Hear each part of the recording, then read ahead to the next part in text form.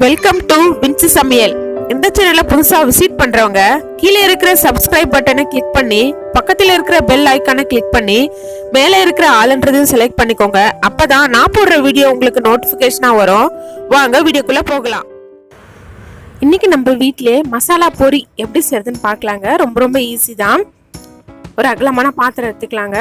அதுல ஒரு சின்ன வெங்காயம் பொடிசா கட் பண்ணுதுங்க, அதை சேர்த்துக்கலாம். ஒரு சின்ன தக்காளிங்க, தக்காளியில விதையெல்லாம் எடுத்துட்டு சின்ன சின்னதா கட் பண்ணி அதையும் சேர்த்துக்கலாங்க.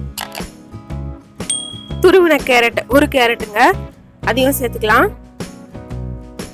பாதி லெமன் ஜூஸ் கொஞ்சமா சேர்த்துக்கலாங்க. சேர்த்து எல்லாத்தையும் நல்லா மிக்ஸ் பண்ணி விடலாங்க. அப்பதான் அந்த லெமன் ஜூஸ் எல்லாத்துலயும் மிக்ஸ் ஆகும். நல்லா மிக்ஸ் பண்ணி விட்டுட்டு ஒரு பிஞ்ச் அளவுக்கு சால்ட் போட்டுக்கலாங்க. சால்ட் போட்டு நல்லா மிக்ஸ் பண்ணி விடலாங்க.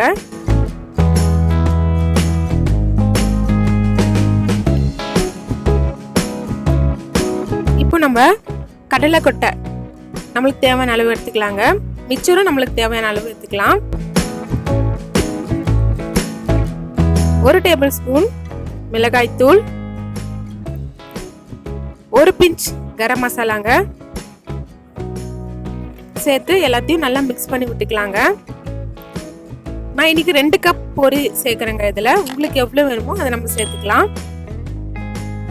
2 கப் பொரி சேர்த்து நல்லா மிக்ஸ் பண்ணி விடலாங்க.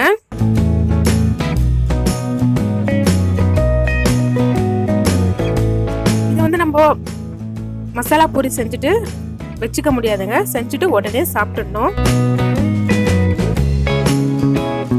மிக்ஸ் பண்ணி விட்டாச்சு. இப்போ நம்ம நறுக்கி வச்சிருக்கிற கொத்தமல்லி சேர்த்துக்கலாங்க. சேர்த்து அதையும் நல்லா மிக்ஸ் பண்ணி விட்டுக்கலாங்க.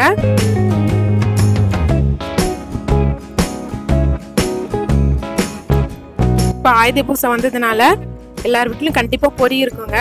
அதனால ஈவினிங் ஸ்நாக்ஸா இது ரெடி பண்ணுங்க. டீ கூட இந்த மசாலா பூரி சாப்பிட்டோன்னா ரொம்ப டேஸ்டா இருக்குங்க. கண்டிப்பா நீங்க வீட்ல இதை ட்ரை பண்ணுங்க. ரொம்ப ஈஸி தான். இந்த வீடியோ உங்களுக்கு பிடிச்சிருந்தா லைக் பண்ணுங்க, ஷேர் பண்ணுங்க, கமெண்ட் பண்ணுங்க, சப்ஸ்கிரைப் பண்ணுங்க. தேங்க்யூ.